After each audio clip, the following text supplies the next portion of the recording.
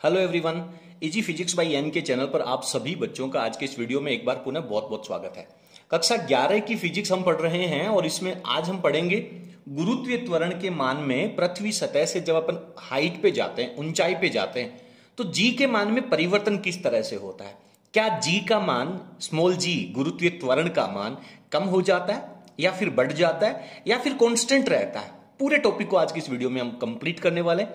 वार्षिक परीक्षाओं की दृष्टि से यह प्रश्न बहुत महत्वपूर्ण है और प्रतियोगी परीक्षाओं के अंदर इसके फंडामेंटल क्लियर होने बहुत जरूरी हैं। चाहे आप नीट के स्टूडेंट हो, जेई के स्टूडेंट हो, second grade third grade teacher के एग्जाम हो या फिर लेब असिस्टेंट का एग्जाम हो। तो कल की वीडियो में हमने चर्चा करी थी, उनका लिंक आप लोगों को नीचे डिस्क्रिप्शन में मिल जाएगा, कि पृथ्वी की सतह के ऊपर गुरुत्वीय त्वरण का मान स्मॉल जी बराबर हमारे पास फॉर्मूला आया था gm/r²। और आज हम हाइट के बारे में चर्चा करेंगे। तो सबसे पहले हमें यहां पे एक छोटा सा डायग्राम बना लेना चाहिए कि ये हमारे पास पृथ्वी है और ये पृथ्वी का सेंटर पॉइंट O हम कह देते हैं, और पृथ्वी की जो रेडियस है, त्रिज्या है, वो कैपिटल R है, और पृथ्वी का द्रव्यमान को हम कैपिटल M से रिप्रेजेंट कर देते हैं। पृथ्वी की सतह से ऊंचाई की यदि अपन बात करें तो ऊंचाई तो बहुत सारी हो सकती है। तो हम कितनी ऊंचाई की बात कर लें, पृथ्वी सतह से स्मॉल h हाइट की अपन बात कर लेते हैं। तो यहां पर हमें गुरुत्वीय त्वरण का मान निकालना है और उस गुरुत्वीय त्वरण का जो संकेत है उसे मैं G डैश कह देता हूं। इस G डैश की वैल्यू हमें निकालनी है। पृथ्वी की सतह के ऊपर जो गुरुत्वीय त्वरण होता है जिसे अपन स्मॉल g से रिप्रेजेंट करेंगे, और इसका फॉर्मूला था हमारे पास सर gm/r²। तो सतह वाले गुरुत्वीय त्वरण के फॉर्मेट में ही हम निकालेंगे कि ये वैल्यू कम हो जाएगी, ज्यादा हो जाएगी या किस तरह से परिवर्तित होती है। क्लियर है? चलिए, तो सबसे पहले हम ये जो डायग्राम हमने लिया है इसके बारे में हम लिखते हैं कि हमने क्या क्या चीजें एज्यूम करी हैं। माना पृथ्वी की त्रिज्या, आप लोगों ने कक्षा 10 के अंदर प्रमेय लिखना सीखा होगा। जो दिया गया है वो चीजें हमें पहले लिखनी होती है। माना पृथ्वी की त्रिज्या कैपिटल M, पृथ्वी का द्रव्यमान भी हमने एज्यूम किया है वो कैपिटल M है, तथा पृथ्वी का सेंटर पॉइंट, केंद्र भी हमने एज्यूम किया, मान रखा है केंद्र O है। ठीक है साहब, ये तीन चीजें हमें दे रखी हैं। अब पृथ्वी सतह पर मैं डायरेक्ट यहां पे लिखूंगा, पृथ्वी सतह पर गुरुत्वीय त्वरण कितना होता है। पृथ्वी सतह पर गुरुत्वीय त्वरण, इसको अपन G से रिप्रेजेंट करेंगे। सर फॉर्मूला होता है gm/R²। समीकरण नंबर अपन लगा देते हैं इसको 1। ठीक है, इसके बाद में हम लिखेंगे पृथ्वी सतह से। पिछले वीडियो में आप लोगों ने बहुत अच्छे से इस बात को क्लियर किया है और हमने कहा था कि सतह पे आने के लिए स्मॉल h हमने 0 लिखा था। आप सभी से अनुरोध है कि पहले प्लीज आप पार्ट नंबर 1 और सेकंड जो है उसको क्लियर कर लें। उसके बाद में यदि आप ये तीसरा पार्ट पढ़ेंगे तो आपको बहुत अच्छा लगेगा, बड़े अच्छे से समझ में आएगा। तो पृथ्वी सतह से कितनी ऊंचाई पर, h ऊंचाई पर गुरुत्वीय त्वरण कैसे लिखेंगे बेटा? क्या चेंज हो रहा है सर?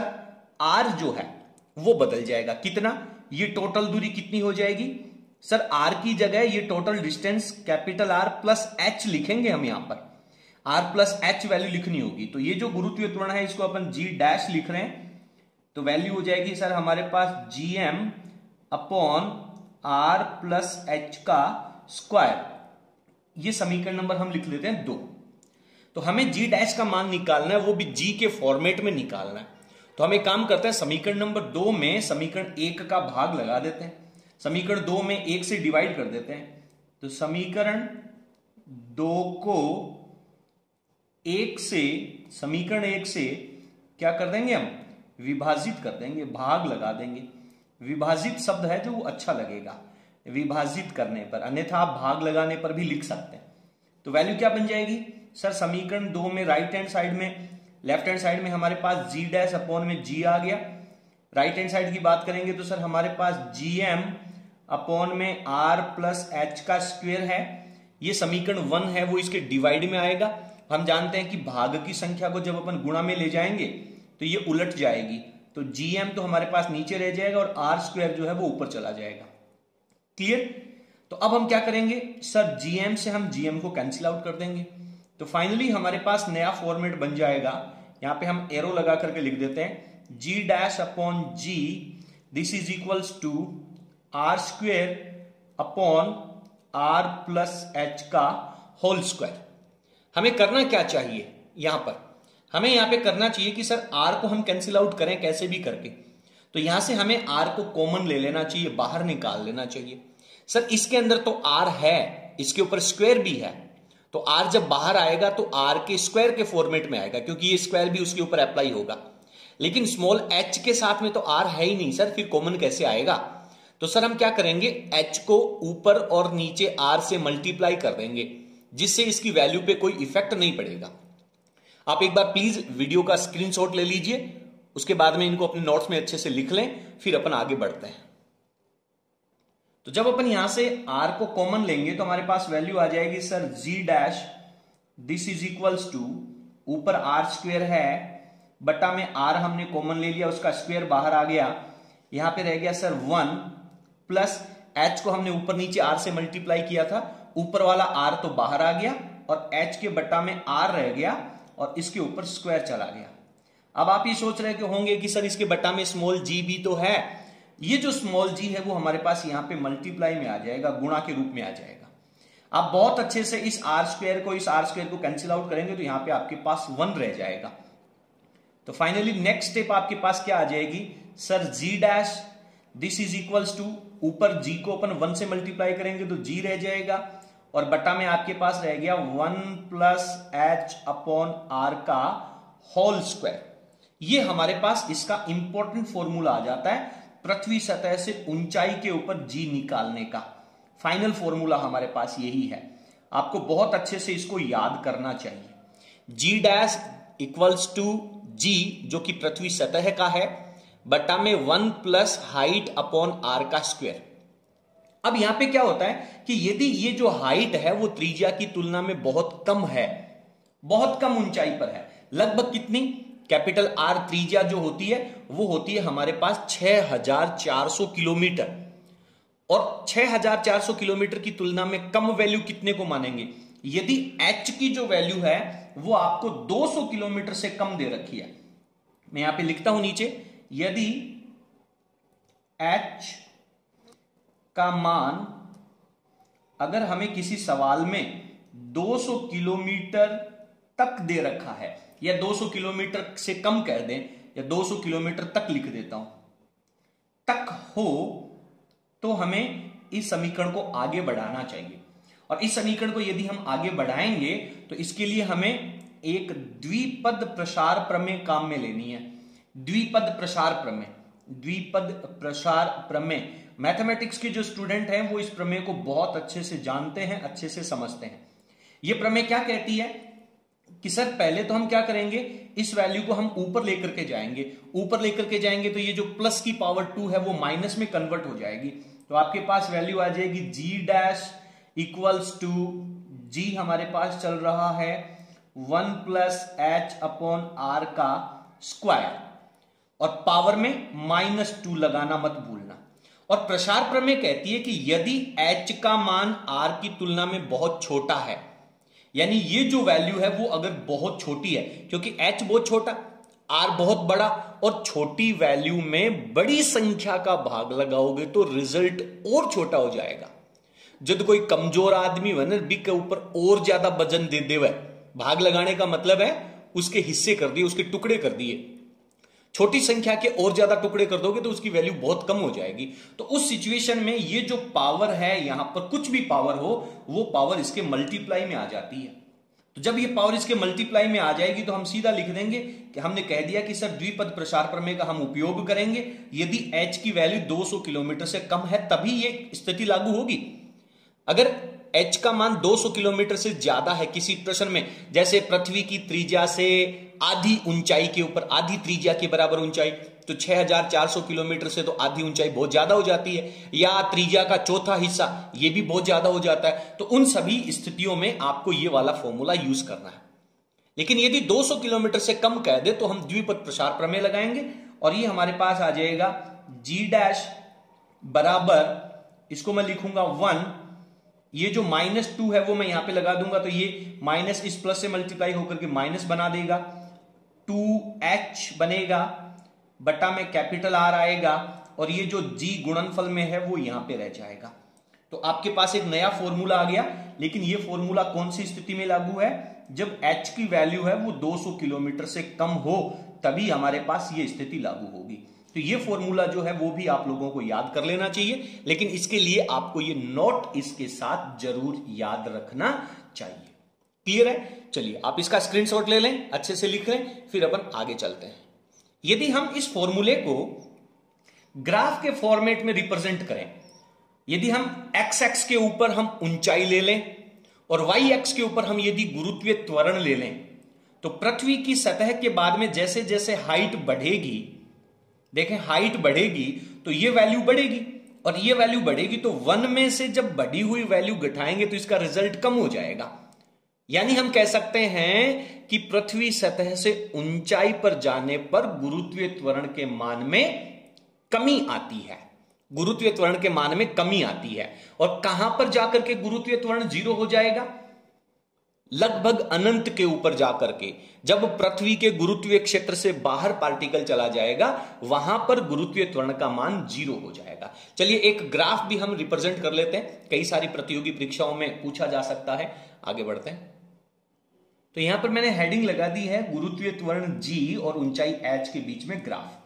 तो हम क्या करेंगे, ये एक ग्राफ के लिए हम एक्स एक्स और वाई एक्स डिनोट करते हैं। एक्स एक्स के ऊपर हम हाइट ले लेंगे, ऊंचाई का मान, और वाई एक्स के ऊपर हम गुरुत्वीय त्वरण ले लेंगे, जी डैश का मान। गुरुत्वीय त्वरण का मान जी डैश ही तो लिखेंगे।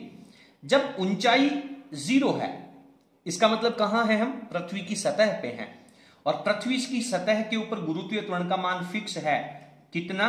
gm upon capital R square. तो पृथ्वी की सतह के ऊपर डेफिनेटली वाई एक्स को काटते हुए ग्राफ शुरू होगा, और उसके बाद में ये ग्राफ जो है वो इस तरह से स्लोप के साथ में एक्स एक्स के समांतर हो जाएगा, और एक्स एक्स को कहां पे जाके काटेगा? अनंत पे जाके काटेगा। एक्स एक्स की लाइन को हमें काटना नहीं है।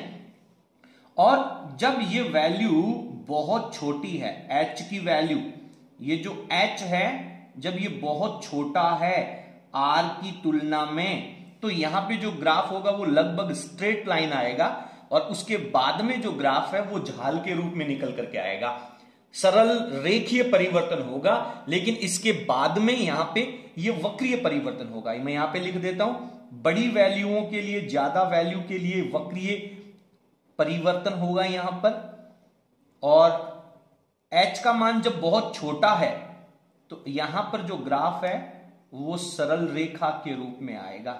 ये दोनों बातें हमें बहुत अच्छे से समझ लेनी चाहिए। इसके साथ ही आपका ऊंचाई के साथ गुरुत्वीय त्वरण के मान में जो परिवर्तन है, ये टॉपिक आपका कंप्लीट हो जाता है। एक छोटा सा एग्जांपल मैं यहां पे लिखता हूं, इस टॉपिक को हम समझते हैं। सवाल कह रहा है कि पृथ्वी की सतह से 10 किलोमीटर की ऊंचाई पर h का मान कितना दे दिया?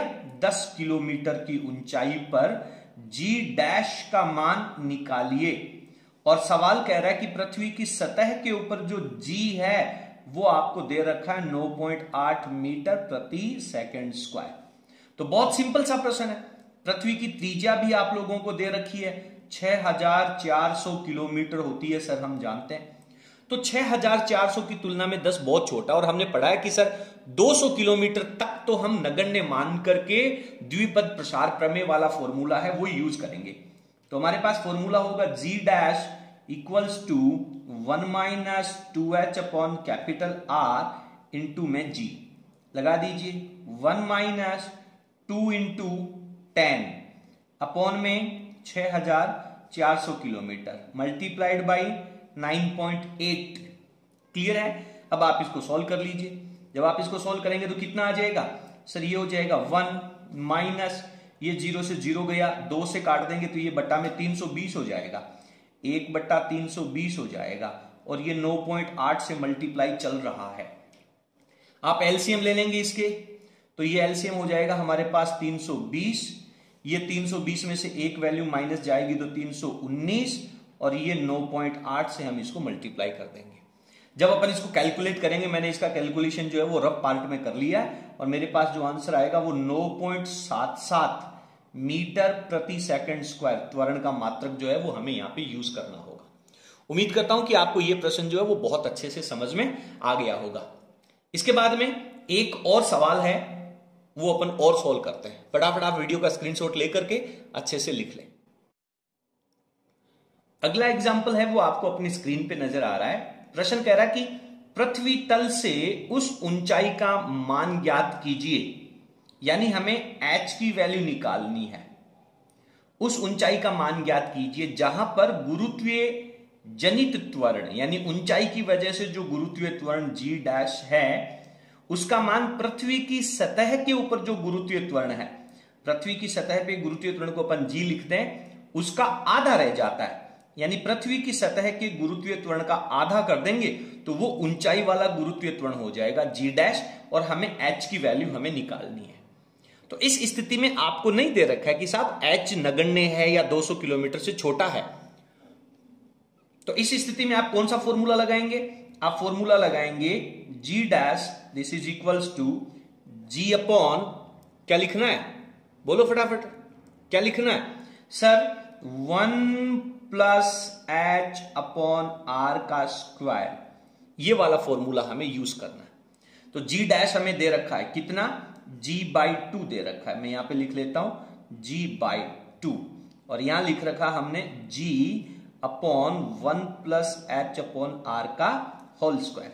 g ने g को कैंसिल आउट कर दिया, ऊपर ये 1 है, यहां पर भी 1 है, तो दोनों का अंश सेम है, बराबर में है, यानी हर भी बराबर होगा। तो जब हम इसकी तुलना करेंगे तो हमारे पास वैल्यू आ जाएगी 2 बराबर 1 प्लस h अपॉन r का होल स्क्वायर। ठीक है, अब ऐसी स्थिति में हमें क्या कर लेना चाहिए? सर इसका स्क्वायर हटा देना चाहिए। स्क्वायर हटा देंगे तो हम क्या करेंगे? वर्गमूल। वर्गमूल लेने पर, चलिए रूट ले लीजिए इसका। तो जब हम वर्गमूल लेंगे तो 2 का वर्गमूल तो हो जाएगा सर √2, और इस तरफ का वर्गमूल लेंगे तो ये स्क्वायर कैंसिल आउट हो जाएगा, तो ये बचेगा 1 प्लस h अपॉन r। हमारा उद्देश्य क्या है? सर h का मान निकालना। तो इस 1 को आप दूसरी तरफ भेज दो तो ये हो जाएगा √2 माइनस 1, बराबर में रह गया आपके पास h अपॉन r, और r को आप दूसरी तरफ भेजेंगे तो ये मल्टीप्लाई में चला जाएगा। तो फाइनली आपके पास वैल्यू आ जाएगी h बराबर √2 माइनस 1 तो था, बटा का r इसके मल्टीप्लाई में चला जाएगा। और यदि आप √2 की वैल्यू लिखना चाहें तो ये होती है 1.414, माइनस में 1 दे रखा है, इनटू में हमें r दे रखा है। इसमें से वैल्यू घटाएंगे तो 0.414 इनटू में r हो जाएगा। ये हमारा इसका आंसर हो जाएगा। और r की वैल्यू यदि आप जानते हैं तो 0.414 इंटू 6400 किलोमीटर होती है r की वैल्यू। अब आप इसको मल्टीप्लाई कर दीजिए तो ये वैल्यू हो जाएगी 2650 किलोमीटर। यानी कि पृथ्वी की सतह से जब हम 2650 किलोमीटर ऊंचाई पे जाएंगे तो गुरुत्वीय त्वरण का मान पृथ्वी की सतह का आधा रह जाता है। बड़ा इंटरेस्टिंग प्रश्न है। उम्मीद करता हूं कि यह प्रश्न जो है वो आप लोगों को बहुत अच्छे से समझ में आ गया होगा। इसके बाद में इसके जैसा ही एक और अति महत्वपूर्ण एग्जाम्पल है, वो भी अपन करते हैं, ताकि आप लोगों को ये जो टॉपिक है ऊंचाई के साथ गुरुत्वीय त्वरण में परिवर्तन वाला, वो 100% क्लियर हो जाए। स्क्रीनशॉट लेकर के इस प्रश्न को उतार लें।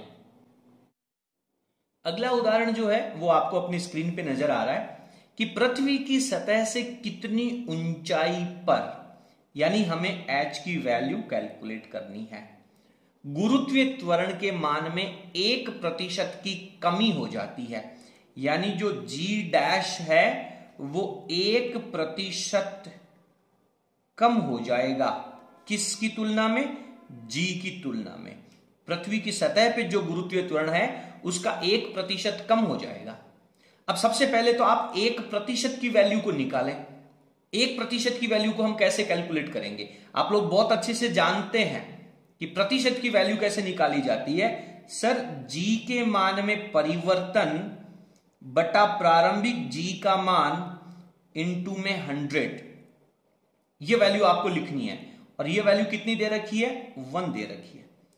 Delta g upon g into 100 बराबर 1। अब आपको समझ में नहीं आया होगा। मान लीजिए पृथ्वी सतह पे गुरुत्वीय त्वरण होता हमारा 100 और पृथ्वी की सतह से ऊंचाई पे जाएंगे तो 1% की कमी हो जाएगी। तो कितना हो जाएगा? 100 का 1%, 99। तो 100 में से 99 माइनस करेंगे तो 1 रह जाएगा, और 1 के बटा में प्रारंभिक वैल्यू गुरुत्वीय पृथ्वी की सतह पे 100 है, और आप जानते हैं कि प्रतिशत का चिन्ह लगाने के लिए हम 100 से गुणा करेंगे। तो 100 से जब अपन उसको मल्टीप्लाई करेंगे तो 100 कैंसिल आउट हो जाएगा और एक वैल्यू रह जाएगी, यानी डेल्टा जी अपॉन जी इंटू एच बराबर 1 हमें दे रखा है। यह बात आपको बहुत अच्छे से समझनी पड़ेगी। अब डेल्टा जी क्या है? सर डेल्टा जी है पृथ्वी की सतह से ऊंचाई पे जाएंगे वो वाली वैल्यू, लेकिन हम यहां पे क्या करेंगे? पृथ्वी की सतह की वैल्यू और पृथ्वी की सतह से ऊंचाई की वैल्यू 1% आएगी। और कमी अगर आप रिप्रेजेंट करना चाहते हैं तो इसके लिए आपको जी डैश माइनस जी लिखना होगा। कमी का मतलब है 100 माइनस 99 करेंगे तो 1 आ जाएगा, 99 माइनस 100 करेंगे तो -1 आएगा, जो कि कमी को रिप्रेजेंट करेगा। तो ये डेल्टा जी की वैल्यू है। यहां पर हमने क्या किया? जी माइनस जी डैश लगा दिया, सो दैट हमें मोड लगाने की जरूरत नहीं पड़ेगी। अब हम बहुत अच्छे से जानते हैं कि पृथ्वी की सतह से ऊंचाई के ऊपर जो जी डैश का फॉर्मूला होता है वो होता है सर कितना? एच की वैल्यू हमें नहीं दे रखी है अभी, तो एच की वैल्यू आप बहुत अच्छे से देख रहे हैं कि 1% की कमी हो रही है, और 1% की कमी का मतलब जो होगा ऊंचाई बहुत अल्प होगी। और ऊंचाई जब बहुत अल्प है तो हम फॉर्मूला लगाते हैं 1 minus 2h upon are, into में हम लगा देते हैं बेटा जी। ये फॉर्मूला हमारे पास आता है।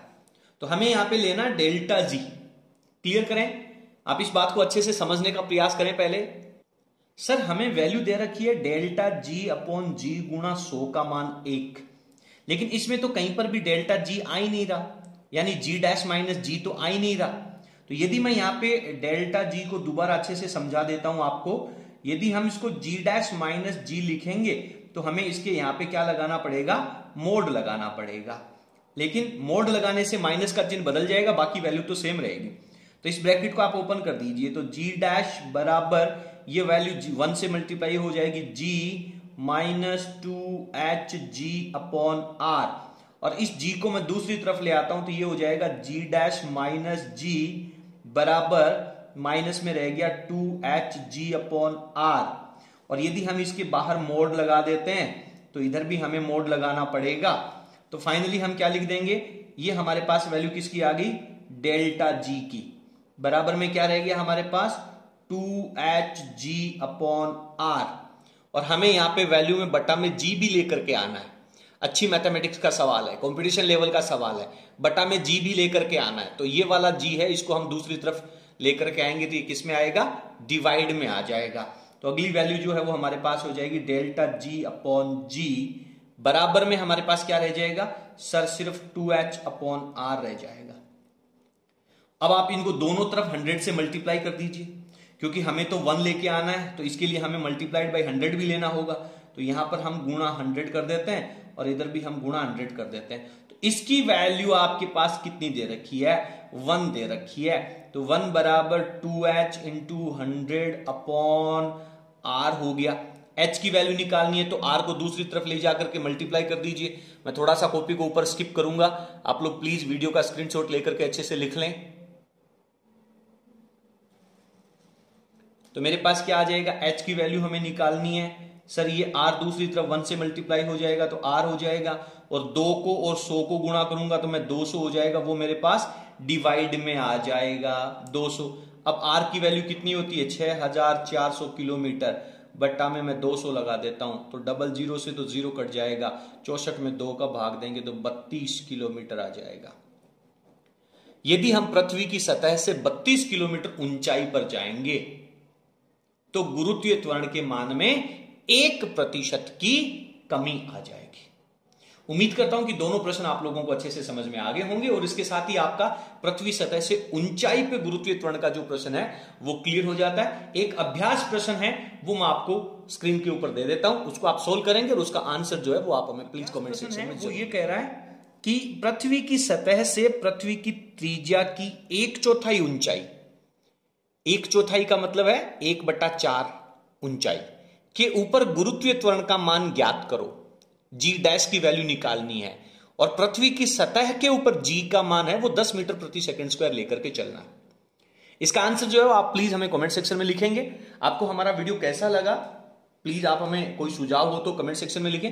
यदि आपको वीडियो पसंद आया हो तो प्लीज आप वीडियो को लाइक करें और इसे अपने सभी फ्रेंड्स के साथ शेयर जरूर करें। और इसी प्रकार के और अनेक महत्वपूर्ण वीडियोस देखने के लिए आप हमारे चैनल को सब्सक्राइब करें और उसके पास लगी बेल आइकन की घंटी को प्रेस करें ताकि आगे आने वाले वीडियो का नोटिफिकेशन आपको समय पर मिल सके। बहुत बहुत धन्यवाद। Thank you.